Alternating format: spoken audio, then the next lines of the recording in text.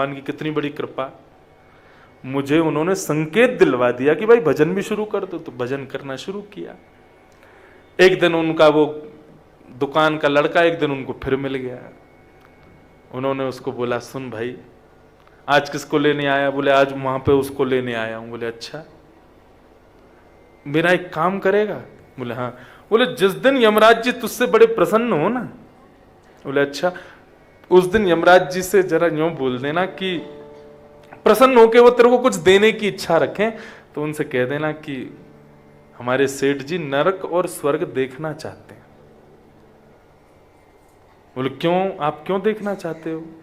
बोले मैं इसलिए देखना चाहता हूं क्योंकि अब मैंने भजन शुरू कर दिया है, सत्संग भी मैं करता हूं, लोगों को थोड़ा ज्ञान उपदेश करता हूं, एक बार नरक स्वर्ग देखाऊंगा तो मुझे थोड़ा अनुभव हो जाएगा, तो मैं और थोड़ा लोगों को समझा पाऊंगा, नरक जाने से लोग बचें ऐसी उनको फिर प्रेरणा दे पाऊंगा, अनुभवी हो जाऊंगा। इसलिए जिस दिन तेरे स्वामी बड़े प्रसन्न हो ना, उस दिन उनसे ये वरदान मांग लियो कि मेरे सेठ जी को नरक स्वर्ग दिखा दो। बोले ठीक है। अब एक दिन यमराज बड़े प्रसन्न हुए, प्रसन्न होकर के उससे बोले, भाई हम तुझसे बड़े प्रसन्न हैं, तेरी क्रिया, तेरा काम, तेरा सब कुछ इतना बढ़िया है कि हमें बड़ी खुशी है। बता हम तुझे क्या कुछ देना चाहते हैं, तेरी पोस्ट थोड़ी और बढ़ा दें। बोले अब क्या पोस्ट दोगे? बोले अब ये पोस्ट देंगे कि तुम हमारे जो पार्षद हैं उनके भी स्वामी बन जाओ। बोले भगवान ये पोस्ट तो मैं बाद में ले लूंगा, लेकिन आज मैं कुछ मांगना चाहता हूं आपसे। बोले क्या मांगना चाहते हो? बोले अपने पूर्व जन्म में मैं जिन सेठ जी के यहाँ पे काम करता, मैं उनसे बड़ा प्रभावित था, क्योंकि वो इंसान बहुत अच्छे थे, भजन वजन नहीं करते थे। तो एक दिन मैंने उनको संकेत कर दिया, प्रभु उनकी इच्छा है, वो जीते जी एक बार नरक और स्वर्ग देखना चाहते हैं, आप कृपा करके आज्ञा दो कि मैं उनको लेके आऊं और नरक और स्वर्ग का दर्शन कराऊं। तो यमराज जी बोले, हंसे पहले तो बहुत जोर से, हंस करके बोले अपने सेठ जी को बोल दो नहीं रहे यहां में, नरक स्वर्ग यदि देख लिया तो यहीं पागल हो जाएंगे, जाने योग्य नहीं बच पाएंगे, यहाँ की स्थिति बहुत विचित्र है। बोले अब जो भी हो, लेकिन उनकी इच्छा है, मैंने उनको वचन दिया कि मैं पूर्ण करवाऊंगा, आप कृपा करके कर दो। यमराज जी बोले ठीक है, जाओ अपने पार्षदों को लेकर के जाओ और सेठ जी को लेकर के आओ, उनको दिखाओ, नरक दिखाओ फिर स्वर्ग दिखाना हो। ठीक है।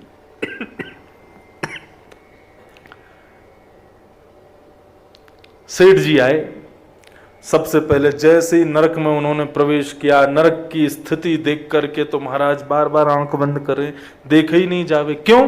क्योंकि नरक आने वाले व्यक्ति को यातना देह मिलता है। एक बार मुझसे प्रश्न किया था किसी बच्चे ने कि जब शरीर हमारा पृथ्वी पर ही रह जाता है तो फिर नरक के कष्ट और स्वर्ग के भोगों को महसूस कौन करता है? क्योंकि आत्मा को तो कुछ महसूस होता नहीं, आत्मा तो नश्वर है, तो उसको जब यातना महसूस नहीं हो सकती, उसको कोई जला नहीं सकता, मार नहीं सकता, उसको कोई सुख भोग नहीं सकती, तो फिर नरक स्वर्ग के ये जो सुख और दुख हैं ये कौन भोगता है? शरीर तो हमारा यहीं जल जाता है। तब ये उत्तर मिला कि नरक जाने वाले को यातना देह मिलता है। यातना देह कैसा होता है? बड़ा अच्छा इंजीनियरों ने बनाया उसको स्वर्ग के। कैसे? और उसको बीच में से काट दो, दर्द पूरा देगा लेकिन मरेगा नहीं। उसको उठा के पत्थर पर फेंक दो, हड्डियां टूट जाएंगी तुम्हारी, चलने लायक नहीं बचोगे, लेकिन मरोगे नहीं। खौलते हुए तेल में जिसका एक छींटा हमारे अंग पर पड़ जाता है तो हम मचल जाते हैं, उस खौलते हुए तेल में तुमको पूरा का पूरा डाल दिया जाएगा, पकोड़े जैसे फूल जाओगे लेकिन मरोगे नहीं। मतलब दर्द पूरा मिलेगा लेकिन मृत्यु नहीं मिलती। ये नरक है। और स्वर्ग में यातना देह मिलता है। यातना देह मतलब इस संसार में जो कुछ भी आप नहीं चाहते कि हमारे संग हो, जैसे कि बुढ़ापा कभी नहीं आवे, स्वर्ग में कभी नहीं आएगा। हमारी दाढ़ी बड़ी बड़ी ना हो, अब तो आजकल के बच्चों को तो चाहिए कि दाढ़ी बड़ी हो, बाल बड़े हों, मतलब तुम जैसा स्वयं को देखना चाहते हो ना, वैसे तुम हो जाओगे। तुमको उसको करने के लिए कुछ और आवश्यकता नहीं। यातना देह में शरीर जो है वो ना तो वृद्ध होता है, ना उसके भीतर कोई और विकार आते हैं। ऐसा यातना देह।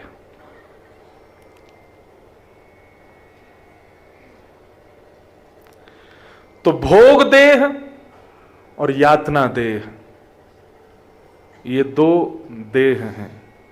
नरक में यातना देह मिलता है और स्वर्ग में भोग देह मिलता है। बहुत ध्यान से सुनो सब लोग। तो वो जैसे ही पहुंचे नरक में, नरक के उन्होंने जैसी यातनाओं को देखा, व्यक्ति ने कैसे कैसे कर्म किए हैं उसके अनुसार उसको वैसे वैसे भोगने पड़ रहे थे। राम राम राम, वो सब देख करके सेठ जी का तो दिमाग खराब हो गया। सेठ जी बोले मुझको यहां से लेके चलो। इतने में यमराज प्रकट हो गए। बोले नहीं जा पाओगे। क्यों? बोले क्योंकि आपका भी एक कृत्य ऐसा है जिसकी वजह से आपको नरक में आना पड़ेगा, नरक में रुकना पड़ेगा।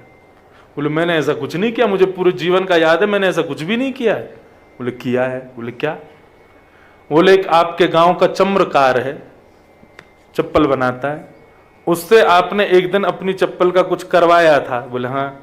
उसने कितने रुपए बताए थे? बोले 5 रुपए। आपने दिए कितने? बोले 3 रुपए। 2 रुपए क्यों नहीं दिए? बोले मैंने कहा अरे तुम हमारे गांव के हो भाई, ये तो 3 रुपए का काम था, 5 क्यों ले रहे हो? तुमने 2 काटे उसके। हाँ, तो वही चम्रकार अभी 2 वर्ष पहले मर गया। बोले हाँ, वो यहीं पर यातनाएं भोग रहा है। उसको जिसने यातनाएं दी उनको भी यातना भोगने आना तो पड़ेगा।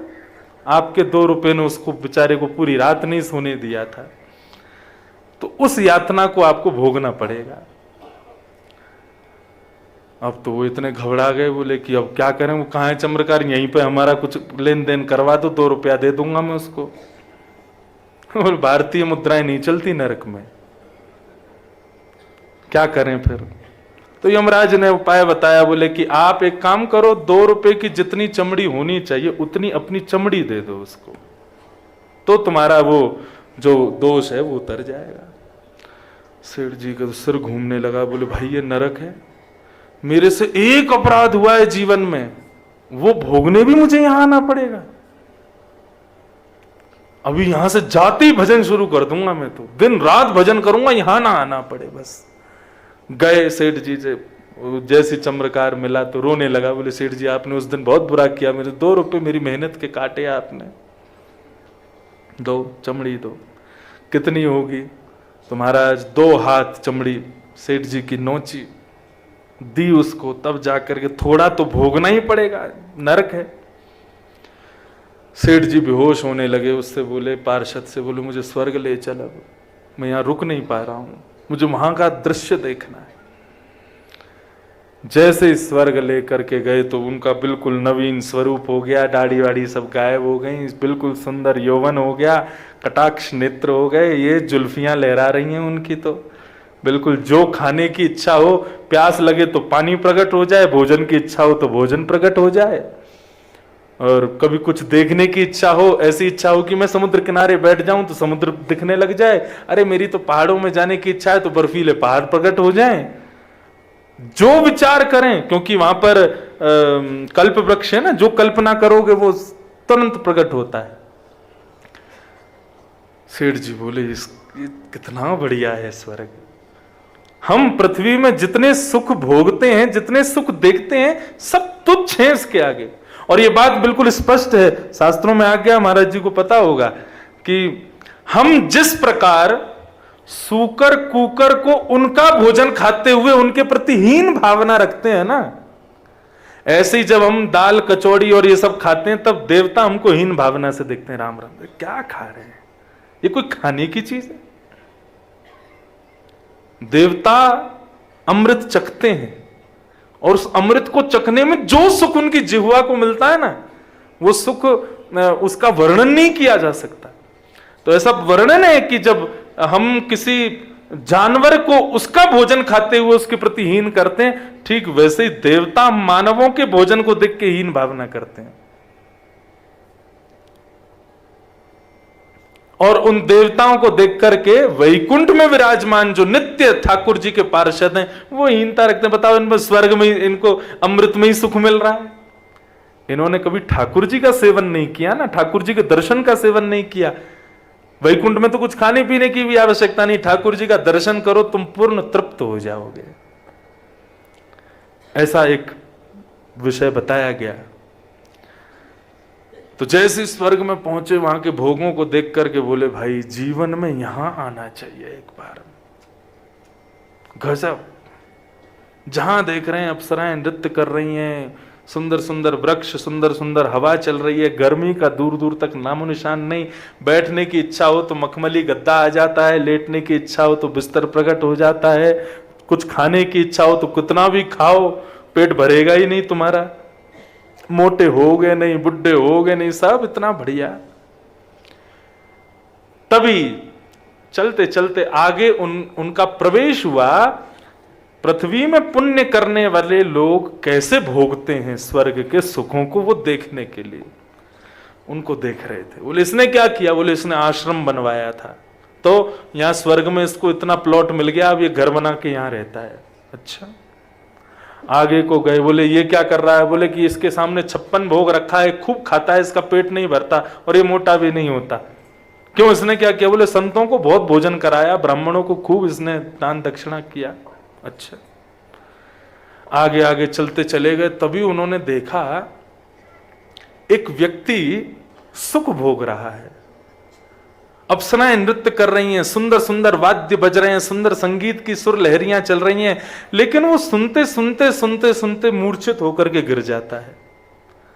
और मूर्छित जैसे ही होता है तो अप्सराएं आती हैं, फिर उस पर पानी का छिड़काव करती हैं, जैसे तैसे उसको होश में लाया जाता है। वो फिर से होश में आता है, होश में आकर के और फिर जो है अपनी फिर से वो क्रियाओं का दर्शन करता है, फिर से सुख भोगता है, लेकिन फिर से मूर्छित होकर गिर जाता है। सेठ जी बोले ये क्या हो रहा है? स्वर्ग में मूर्छा, मूर्छित अवस्था, ये कैसे संभव हो सकती है? तब उन्होंने बताया, बोले क्षीणे पुण्य मर्तलोकम विशंति। स्वर्ग क्या है? जितने पुण्य हैं उतना भोगोगे, लेकिन पुण्य क्षीण होते ही तुमको पृथ्वी में गिरना पड़ेगा। सेठ जी बोले तो क्या इसके पुण्य क्षीण हो रहे हैं जो ये बार बार मूर्छित हो? बोले इसके पुण्य क्षीण नहीं हो रहे, इसकी कर्मों से क्षीण नहीं हो रहे हैं। तो बोले अभी अभी इसके घर में एक व्यक्ति ने जन्म लिया है। बोले अच्छा। बोले वो बहुत बड़ा पापी है, जितने इसने पुण्य किए उतने ही वो पाप कर रहा है, वो इसका नाती है। बोले अच्छा। तो बोले वो जब जब पाप करता है तब तब इसका पुण्य खत्म हो जाता है, ये मूर्छित होकर गिर पड़ता है। बोले अब वो इतना पाप कर रहा है, इतना पाप कर रहा है कि उसका पाप का प्रभाव है कि इसके कुछ मिनटों में इसके सारे पुण्य नष्ट हो जाएंगे और ये पृथ्वी में चला जाएगा। और जैसे सेठ जी देखने लगे, देखते ही देखते वो व्यक्ति वहां अप्सराओं के मध्य से मूर्छित हुआ और मूर्छित होते ही सीधा पृथ्वी में उसका पतन हो गया। किसकी वजह से? उसके कुल में जन्म लेने वाले एक बालक के दुष्कर्मों की वजह से। सेठ जी बोले देख लिया मैंने, मैं समझ लिया, ना तो स्वर्ग उचित है ना नरक उचित है। नरक तो है ही नहीं, लेकिन स्वर्ग भी उचित नहीं है। क्यों? क्योंकि पुण्य करके तुम चले तो जाओगे स्वर्ग, लेकिन आगे के वंश वालों की क्या गारंटी है कि वो भी तुम्हारी तरह होंगे? यदि उन्होंने पाप किया उससे तुम्हारा पुण्य क्षीण हो जाएगा। इसीलिए तो मैंने पहले दिन कहा था कि पुण्य का क्या करना है, यहीं से शुरू होता है भागवत धर्म। कायेन वाचा मनसेन्द्रियैर्वा बुद्ध्यात्मनाभानुषित स्वभावात् करोमि यत् यत् सकलम परस्मै नारायणायेति समर्पये तत्। पुण्य कमा के बच्चों के लिए, परिवार के लिए छोड़ के मत जाओ, और पुण्य कमा करके ठाकुर जी को अर्पित कर जाओ। क्यों? बोले क्योंकि यदि परिवार को दिया, बच्चों को दिया, पूत कपूत तो क्यों धन संचय, पूत सपूत तो क्यों धन संचय। पूत यदि कपूत है तो उसके लिए धन सिंचन क्यों करना, बर्बाद कर देगा एक दिन।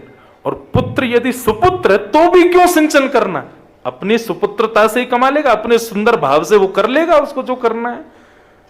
तुमने जो पुण्य किया ठाकुर जी को देके जाओ। उससे क्या होगा? स्वर्ग भी नहीं मिलेगा, नरक की तो बात ही नहीं है, सीधा वैकुंठ प्राप्त होगा, जहां से कभी गिरना नहीं पड़ता, जहां से कभी पतन नहीं होता।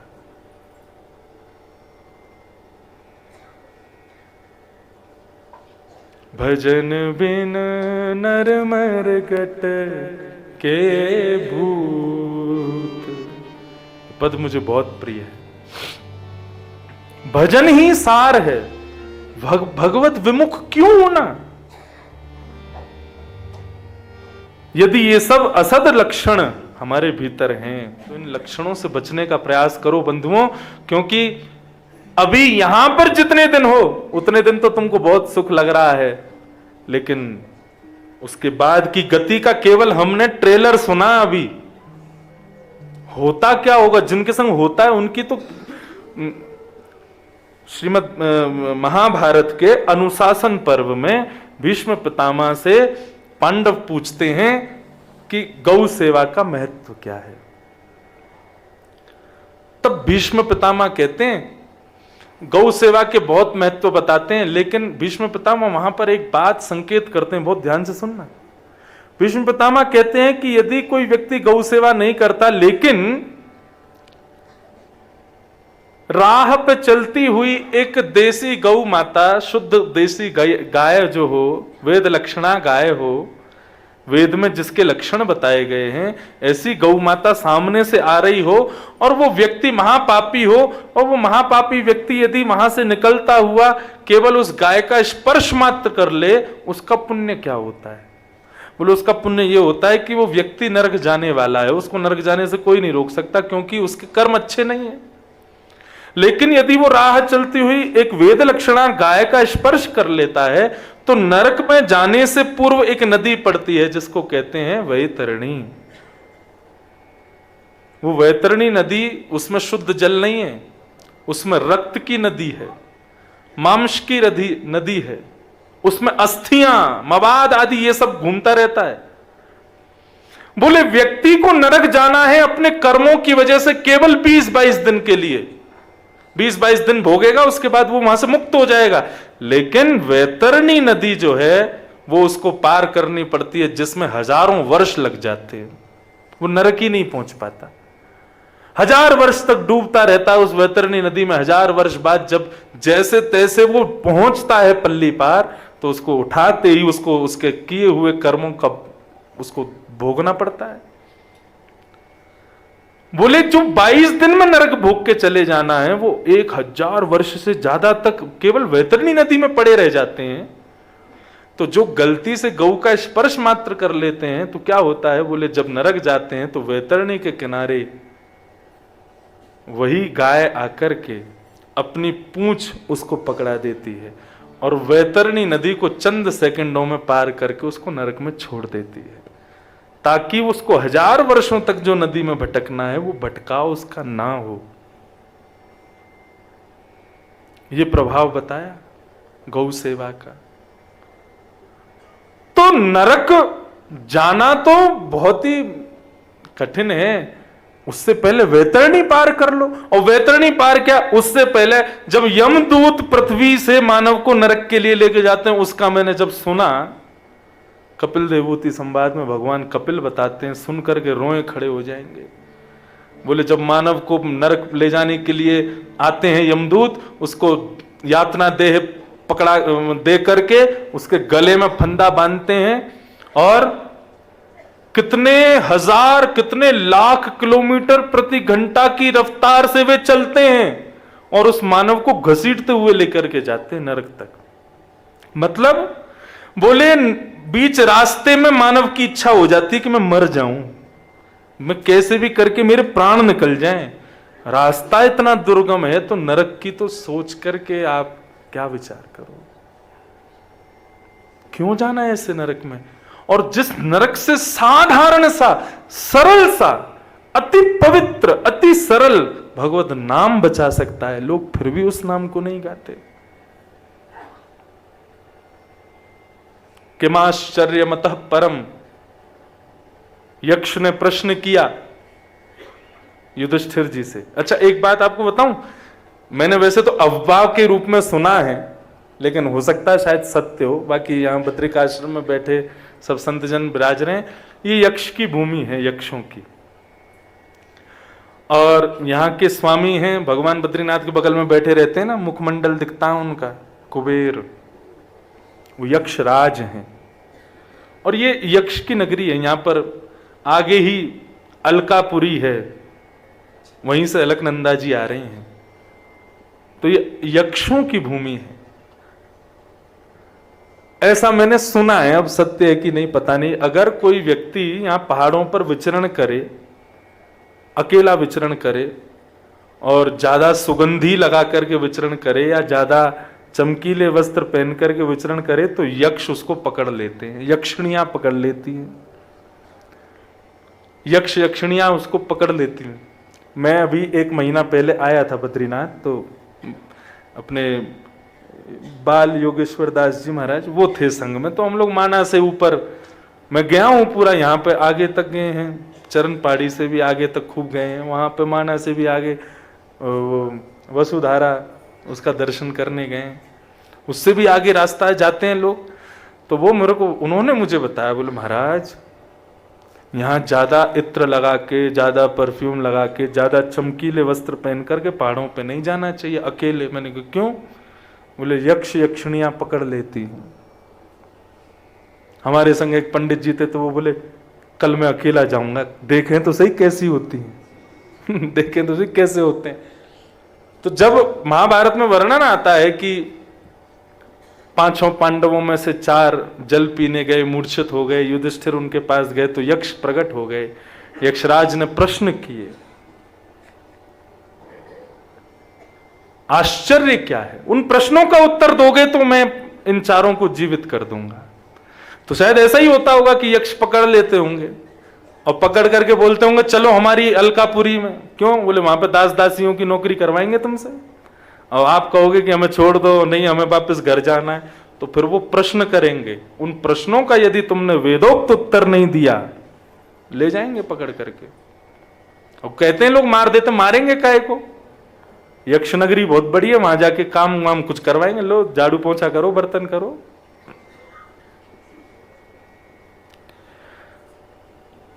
आश्चर्य क्या है? यक्षराज ने पूछा। तब इतना सुंदर उत्तर देते हैं युधिष्ठिर कि सुलभम भगवन नाम जिह्वा च वशवर्तिनी तथापि नरकं यान्तं किमाश्चर्यमतः परम्। सुलभम भगवन नाम, भगवान का नाम बहुत सुलभ है, बहुत सुलभ। आपको दुकान पर खरीदना नहीं पड़ता भगवान का नाम। सुलभम भगवन नाम, भगवान का नाम अति सुलभ, अति सरल।